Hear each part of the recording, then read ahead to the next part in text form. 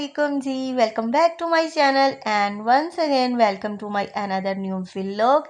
तो कैसे हैं जी आप सब लोग? I hope you all are fine और आप सबकी दुआओं से मैं भी बिल्कुल ठीक हूँ। और अल्लाह पाक सबको अपने हिफ्ज़-ओ-मान में रखे, अल्लाह पाक सबके घरों में खैर बरकत रखे।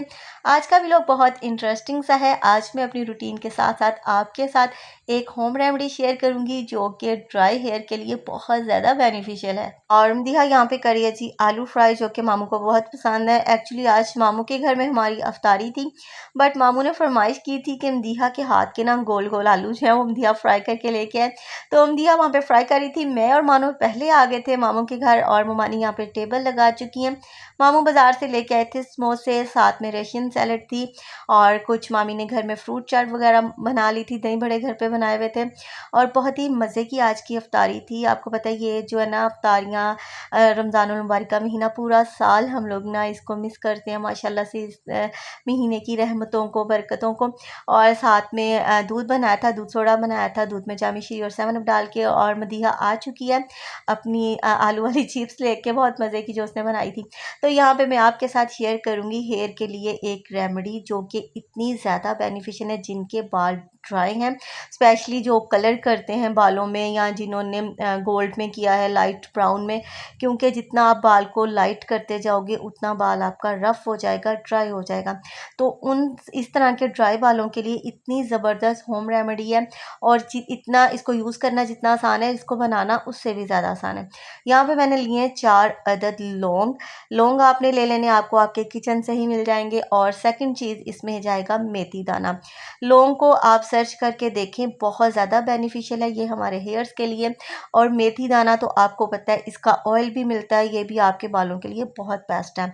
तो यहाँ पे मैं 1 टीस्पून मेथी दाना ऐड करूँगी।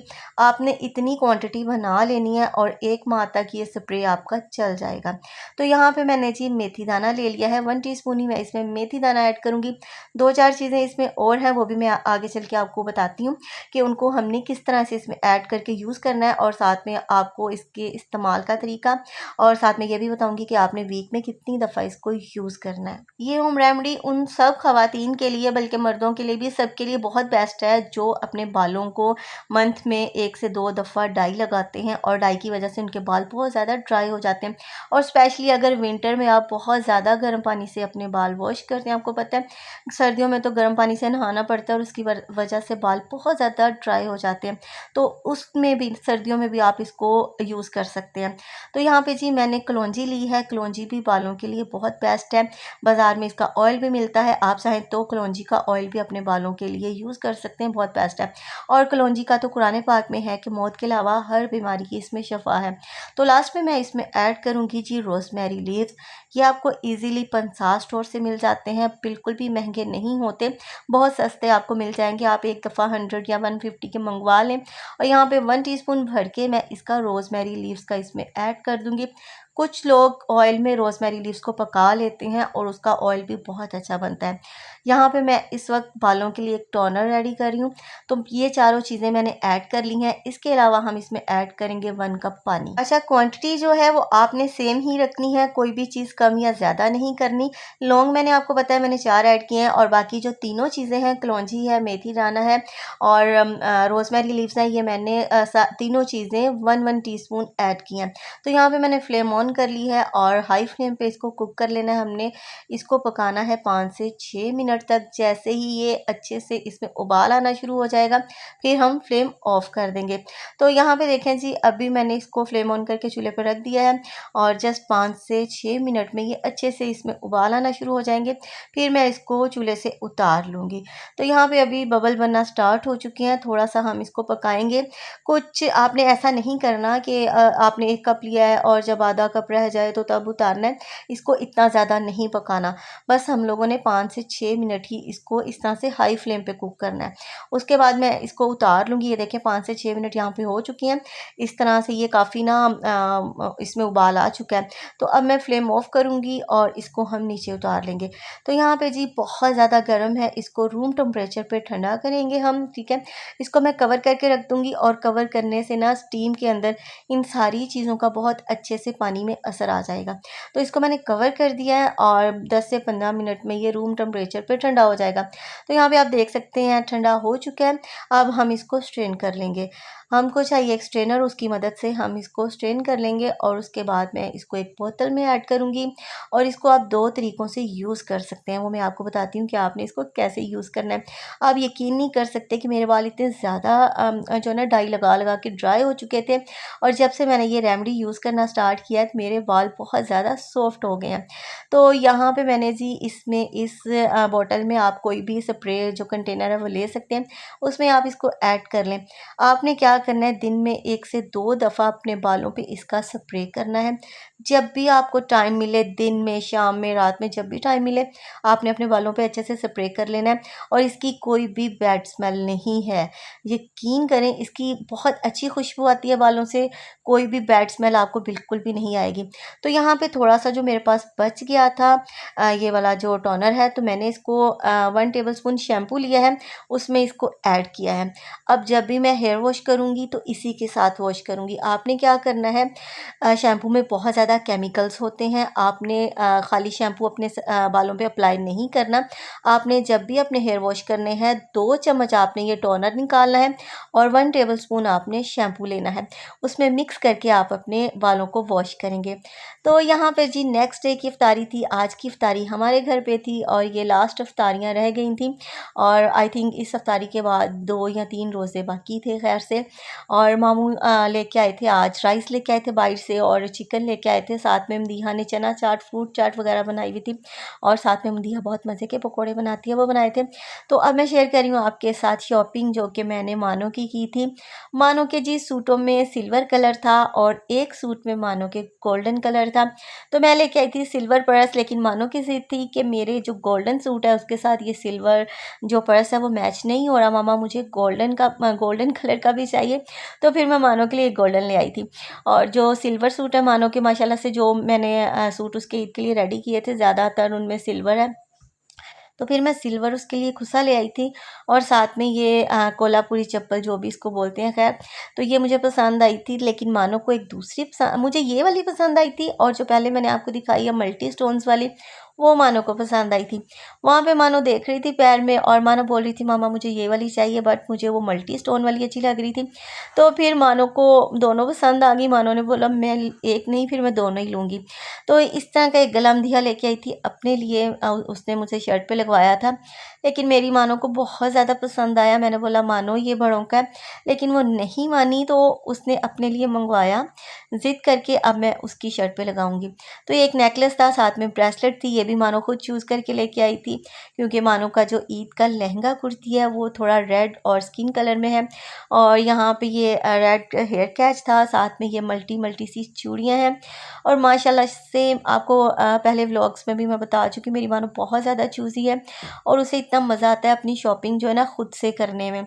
और मैं उसके लिए कुछ भी चीज़ें पसंद करूँ, उसे पसंद आ जाती हैं, लेकिन उसका एक माइंड सेट बना हुआ है कि मैं अपनी चीज़ें खुद सेलेक्ट करूँ। तो यहाँ पे जो चूड़ियाँ थी, एक मैंने मल्टी सेट इसके लिए लिया था, और साथ में एक मैंने सिल्वर कड़े ले लिए थे इसके लिए, क्योंकि इसके सिल्वर ड्रेस काफ़ी ज़्यादा बने थे इस दफ़ा। तो ये एक एंकलेट मैंने ली थी अपने लिए, मुझे पसंद आई थी। अच्छा, मुझे ना एक पाँव में शादी से पहले से बहुत शौक है एंकलेट पहनने का, दोनों पैरों में नहीं पहनती मैं, जस्ट एक पाँव में पहनती हूँ। तो ये वहाँ से मैं शॉपिंग कर रही थी चैस वैली से, मुझे ये शर्ट पसंद आ गई थी मानो के लिए, और आई थिंक 1599 की शर्ट थी, और इसमें ना स्टोन्स लगे हुए हैं, और मैंने नेल से ना इसको चेक किया था, काफ़ी पक्के यानी है लगे हुए हैं। होता है ना, आप थोड़ा सा उससे छेड़ो तो वो उतर जाते हैं, ये उतरे नहीं हैं, बहुत ज़बरदस्त लगे हुए थे। तो ये 2 शर्टें मुझे पसंद आई थी, एक स्किन कलर में थी बहुत प्यारी सी, और इसके ऊपर कप शप बहुत प्यारा बना हुआ था, और ये भी इसकी आई थिंक प्राइस भी 1599 थी। और ये मैं एक जूता लेके आई थी, मैं एक्चुअली मानो का जूता ढूंढ रही थी। मानो का ना पाँव थोड़ा सा हैवी है, इसका जूता बहुत मुश्किल से मिलता है मुझे, और मानो का जूता ढूंढते ढूंढते मैंने ये पैर में पहन के देखा, मुझे अच्छा लगा था। तो फिर मैंने अपना, हालांकि मेरा कोई माइंड नहीं था जूता लेने का, मेरे पास ऑलरेडी 2-3 न्यू पड़े हुए थे, तो मैंने सोचा था नहीं लूँगी। अच्छा, ये वाला जो जूता ये लेके आई थी मदीहा अपने लिए खुद जाके, बट मुझे बिल्कुल भी पसंद नहीं आया, पता नहीं क्यों। मैंने पाँव में देखा ना, मुझे इसकी शेप बिल्कुल भी समझ में नहीं आई, मुझे नहीं अच्छा लगा था। और ये कुछ शॉपिंग की थी मदीहा ने।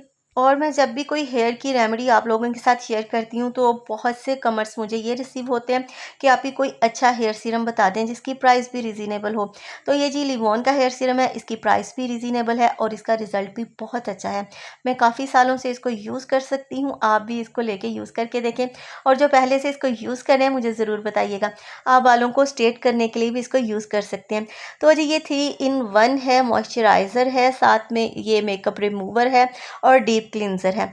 बहुत अच्छा है, विंस कंपनी का, आप इसका स्क्रीनशॉट ले सकते हैं, बहुत इसका रिजल्ट अच्छा है। छोटी छोटी इस तरह की काफ़ी चीज़ें ख़त्म थी जो कि मदीहा शॉपिंग करने गई थी। और अच्छा मेरी आदत है, मेरी जो भी चीज़ें ख़त्म हो ना तो मैं एक छोटी सी लिस्ट बना लेती हूँ। जैसे मैं ग्रोसरी करने आपको पता है मैं जाती हूँ तो मैं एक लिस्ट बना लेती हूँ पहले से, तो इस तरह से ना आइडिया हो जाता है। और स्पेशली आप जब कॉस्मेटिक शॉप पे जाएँ ना, आप अपनी चीज़ों की लिस्ट लाजमी बनाया करें, क्योंकि वहाँ पे जाके ना औरतों के साथ होता ये है कि आपको 10-12 चीज़ें ऐसी नज़र आ रही होती हैं जो आपका दिल चाह रहा होता है ये भी ले लूँ, फ़लाँ चीज़ भी ले लूँ, और जो आप माइंड में लेके जाती हो ना वो सारी चीज़ें आप भूल जाते हो। तो यहाँ पे मदीहा ने लिया था जी सन ब्लॉक, और काफ़ी अरसे से मदीहा रिवाज का सन ब्लॉक यूज़ करती है। इसको ये वाला सूट करता है बट मुझे सूट नहीं करता, मैं ये वाला यूज़ नहीं करती हूँ। और उसके अलावा ब्लीच लेनी थी, मैंने डर्माकोस की ली थी। डर्माकोस को मैंने काफ़ी यूज़ किया हुआ है। जब मैं सैलून रन करती थी तो डर्माकोस का पूरा फेशियल मैंने कई बार यूज़ किया हुआ है, मुकम्मल सेट इसका। तो मैंने इस दफ़ा इसकी जस्ट ब्लीच मंगवाई थी और साथ में स्क्रब मंगवाया था, क्योंकि पूरा फेशियल करने का आजकल बिल्कुल भी टाइम नहीं मिलता मानों के साथ। और यहाँ पे जी मेरा ईद का ड्रेस था जो कि मैंने चांद रात को रेडी करके रख दिया था, और साथ में इसके सारी एक्सेसरी चूड़ियाँ जो आजकल चल रही हैं जी, कश्मीरी चूड़ियाँ छोटी ईद पे बहुत ज़्यादा वायरल हुई हुई थी और मुझे भी मिल गई थी। मैंने ना अच्छा एक ना घुंघरू वाली चूड़ी होती है जिसकी आवाज़ आती है, मैंने वो नहीं ली थी, मैंने वो ली थी जिसके नीचे छोटे छोटे से बोर होते हैं। बट मुझे मानो के लिए बोर वाली नहीं मिली थी, मानो के लिए मैंने घुंघरू वाली ले ली थी फिर। और यहाँ पे मानो की भी सारी चीज़ें मैंने सेट कर ली थी। अच्छा ईद हो या कहीं जाना हो तो मेरी आदत है मैं एक रात पहले सारी चीज़ें रेडी कर लेती हूँ, मानो की भी अपनी भी। यहाँ पे मदीहा ने दी थी मानो को बास्केट, इसमें खाने पीने की चीज़ें थी और थोड़ी सी उसकी स्टडी की चीज़ें थी। और यहाँ पे मानो रेडी हो गई थी और मानो को सबसे ईद मिल रही थी, और मानो ने मामी के साथ तस्वीरें ली, फिर बाहर जाके अपनी फ्रेंड्स के साथ। और यहाँ पे जी फर्स्ट डे ईद का है और रात के टाइम हम लोग करने लगे थे बारबेक्यू, और कुछ गेस्ट ने आना था, और यहाँ पे हम सब रेडी हो चुके थे और बाहर ना मामू ने अंगीठी वगैरह रख ली थी और मानो बैठी थी वेट कर रही थी गेस्ट के आने का, और साथ में मामू की हेल्प करवा रही थी। और साथ में मानो ने छोटी सी वीडियो भी शूट करवाई थी जिसमें मानो बोल रही थी हेलो गाइस मैं तबाब लदा रही हूँ, इतनी मानो क्यूट लग रही थी। अच्छा वैसे छोटी ईद हो या बड़ी ईद हो, हमारी जो है ना बारबेक्यू के बगैर कंप्लीट ही नहीं होती। हम लोगों ने फर्स्ट डे या सेकंड डे रात को बारबेक्यू ज़रूर करना होता है, कुछ गेस्ट वगैरह भी आते हैं तो फिर बहुत मज़ा आता है हमें ना। ईद जो है ना माशाल्लाह से बहुत अच्छी गुजर जाती है। तो आप लोग भी मुझे कमेंट सेक्शन में बताइएगा कि आप लोगों का रमज़ान का महीना और आप लोगों की ईद कैसी गुजरी है। और जी बस यही था मेरा ईद का व्लॉग, शॉपिंग का व्लॉग। आपको मेरी शॉपिंग कैसी लगी मुझे ये भी बताइएगा।